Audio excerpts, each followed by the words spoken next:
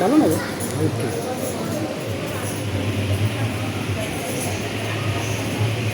નમસ્કાર પ્રણામ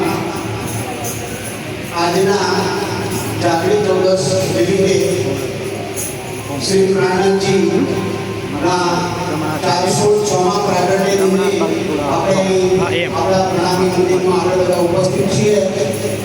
સૌપ્રથમ હું આપણા મંદિરના પૂજારી કિશનલાલને વિનંતી કરીશ કે આજના દિવસનો જે મહાત્મા છે એ આપણને જણાવે.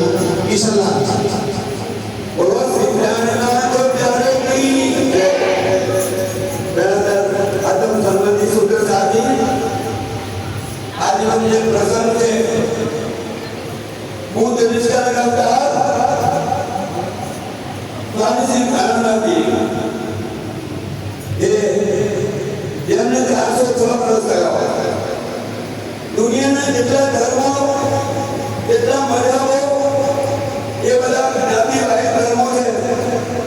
ફક્ત આ એક નિર્ણય સંપ્રદાય જેનો પ્રણામી ધર્મ કહે છે એ જ્ઞાતિવાહી સંપ્રદાય નથી. આ એવો સંપ્રદાય છે બધી જ વર્ણો આ સંપ્રદાયને સિદ્ધાંતમાં ચાલી શકે અને આ સમુદાય પાડી શકે.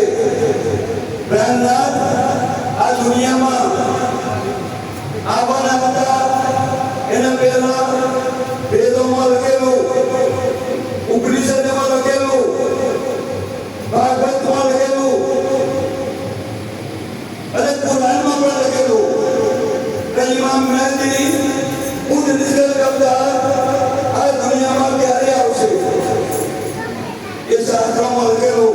અને તેની અંદર લખેલું કે ઉત્તર દિશાએ ધૂમકેતુ તારો છે, મક્કા મદીનાના મિનારના કાગડા કરશે, મક્કામાંથી અવાજ આવશે કે કુરાનની વાતો ચોક્કસ થઈ નથી, હિન્દુસ્તાનમાં ચાલી રહી છે. અને દિલ્હીની અંદર ઔરંગઝેબ નામનો રાજા છે. એ વખતે 11 મહિનાનો વર્ષ છે. એ દિવસે બધા ધર્મના અનુયાયીઓ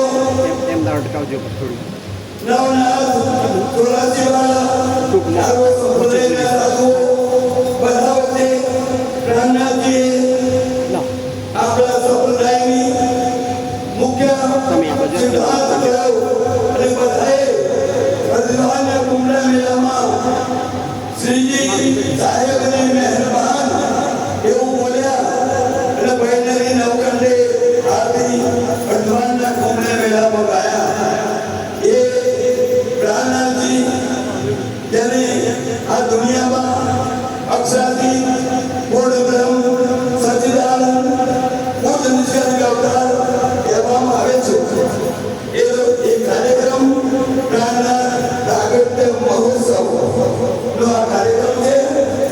એ કાર્યક્રમની અંદર વિદોય ગામના મહિલા સુંદર સાથે મોટા પારાયણ કર્યું અને પારાયણની પૂર્ણાવતી એમના સુંદર સાથના વડોદરી કરવામાં આવે છે. આ રીતે આપણો આ વિદ્યાનંદ સંપ્રદાયનો પ્રાણનાથ પ્રાગટ્ય દિવસ હું ટૂંકમાં તેનો પરિચય આપું છું કે દરેકે શાસ્ત્રોમાં પણ લખ્યો, વેદોમાં પણ લખ્યું છે. એકો બ્રહ્મ દુનિયા નાસી કુલુ Allah supreme to god is only one બધાનો મિનિંગ